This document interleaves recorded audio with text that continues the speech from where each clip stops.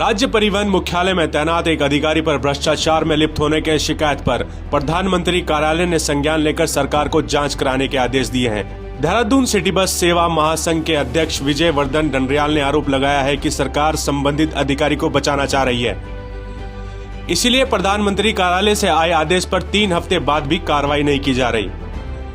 सूचना के अधिकार के तहत मांगी गई जानकारी के आधार पर सिटी बस महासंघ के अध्यक्ष डंडरियाल ने बताया कि मौजूद समय में परिवहन मुख्यालय में तैनात एक अधिकारी पर पिछले 22 साल में कई गंभीर आरोप लगे हैं। कई में उन्हें दोषी पाया गया है, लेकिन विभाग ने कभी कार्रवाई नहीं की। डंडरियाल ने बताया कि वर्ष 1998 में जब यह अधिकारी हरिद्वार में थे, तब ऐसे ट्रक की फिटनेस कर दी गई थी जो थाने में बंद था। इसके बाद वर्ष 2003 में जब यह अधिकारी ऋषिकेश में थे, उस दौरान इनके कार्यालय से फिटनेस प्राप्त एक बस बद्रीनाथ पर हादसे का शिकार हो गई थी, जिसमें 26 यात्रियों की मृत्यु हो गई थी, जबकि जांच में बस अनफिट पाई गई थी। इस मामले में उक्त अधिकारी को निलंबित किया गया, लेकिन कुछ समय बाद बहाल कर दिया गया। आरोप है कि वर्ष 2017 में जब यह अधिकारी दून में तैनात थे, तब एक ही नंबर के 2 ट्रक पकड़े गए थे, जिसमें ट्रक मालिक पर मुकदमे के बजाय चालान कर मामला रफा दफा कर दिया गया। यही नहीं, देहरादून परिवहन विभाग में हुई पेनल्टी घोटाले में इनकी लॉगिन आईडी प्रयोग किया गया था। इसमें 2 कर्मचारी निलंबित हुए थे। आपने देखा होगा जो आपका परिवहन मुख्यालय में उप परिवहन आयुक्त श्रीमान सुधांशु गर्ग जी हैं, हम देखा होगा उनका जो है हमेशा जब से उन्होंने अपना ये चार्ज संभाला होगा तब से उनका जो है विवादों से चोली दामन का साथ रहा है।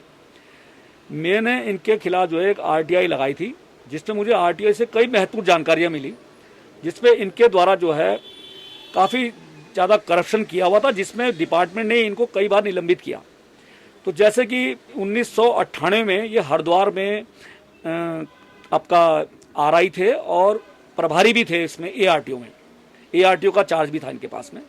लेकिन इनके द्वारा जो है एक ट्रक को जो है फिटनेस कर दी गई, जबकि वो ट्रक थाने में बंद था।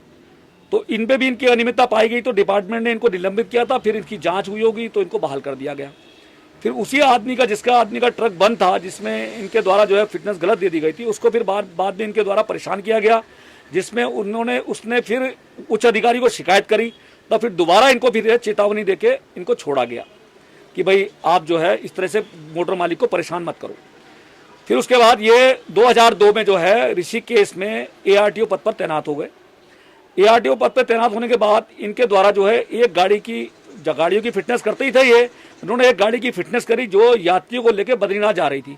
वो उत्तरकाशी में खराब हो गई, तो वहां पर उस मालिक के द्वारा अपनी दूसरी गाड़ी मंगाई गई, जो कि इनके द्वारा ही गाड़ी फिटनेस कर रखी थी उस गाड़ी की कि भाई ये गाड़ी ठीक ठाक है।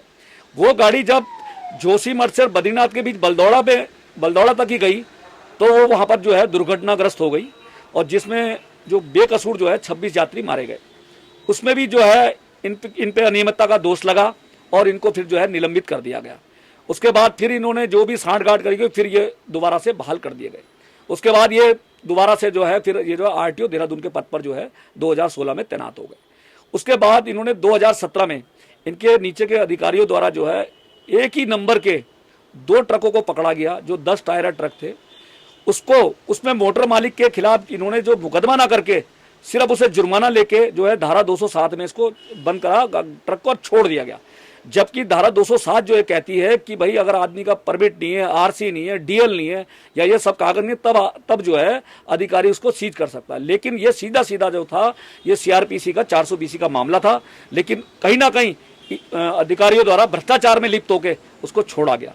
इसी परिप्रेक्ष्य में जब ये देहरादून में उसी आरटीओ भी पद पर थे, दोबारा एक और बड़ा मामला हुआ था, जिसमें आप लोगों के द्वारा भी इस मामले को उठाया गया था, समाचार पत्रों की सुर्खियां भी बना था। वो बहुत पेनल्टी घोटाला हुआ था। उसमें जो है एक कंप्यूटर ऑपरेटर और एक अकाउंटेंट को इनके द्वारा सस्पेंड किया गया था, लेकिन इनको साफ शासन द्वारा बचा लिया गया था, क्योंकि उस लॉगिंग आईडी में ये भी सम्मिलित थे, जो कि मुझे आरटीआई में इन्होंने खुद जो है मुझे उस विभाग द्वारा दिया गया था। उसके बाद आपने देखा होगा अभी 2019 और 20 की जो सुर्खियां बना है, जो ये ट्रांसफर घोटाला था, ये घोटाला कह रहा हूं मैं इसको, ट्रांसफर का जो चक्कर था, जिसमें ये उपायुक्त थे और रिवर्ट होकर आरटीओ के पद पर वापस आ रहे थे, जबकि ये जो है नियम के विरुद्ध भी था।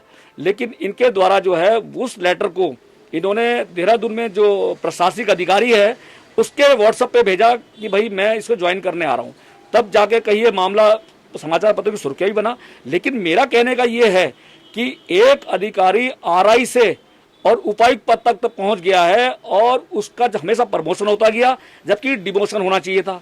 इसी सारे सबूतों के साथ मेरे द्वारा माननीय प्रधानमंत्री जी, माननीय गडकरी जी के यहाँ, परिवहन मंत्री जी के यहाँ और माननीय मुख्यमंत्री जी के यहाँ भी मैंने जो है सारे साक्ष्यों के साथ जो है जो सुधांशु गर्ग जी हैं उनकी सेवा से पृथक करने की मांग की, जिसमें माननीय प्रधानमंत्री द्वारा भी जो पत्र चीफ सेक्रेटरी को भेजा गया है जिसमें उन्होंने जांच के लिए कहा है, और माननीय परिवहन मंत्री जी के कार्यालय से भी परिवहन आयुक्त को भी जो है पत्र आया है जिसमें उन्होंने भी जो है इसमें उनको सुधांशु गर्ग के जो है जांच के बारे में बात करी गई है। जबकि 300 किलोमीटर से मेरे पास पत्र दोनों आ गए हैं जांच के, लेकिन मेरे से 4 किलोमीटर पे जो दूर में मुख्यमंत्री का कार्यालय है वहां से अभी तक जांच का कोई पत्र भी नहीं आया है और जांच किस दिशा में चल रही है ये भी नहीं अता पता है। तो कहीं ना कहीं इस अधिकारी की शासन में मजबूत साठगांठ है अधिकारियों से, जब भी आज तक जो है इनके खिलाफ कोई कार्रवाई नहीं हुई और एक अधिकारी निर्भीक होकर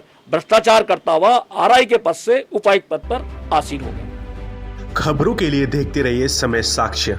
समय साक्ष्य के फेसबुक पेज और यूट्यूब चैनल को सब्सक्राइब और शेयर करना ना भूलें।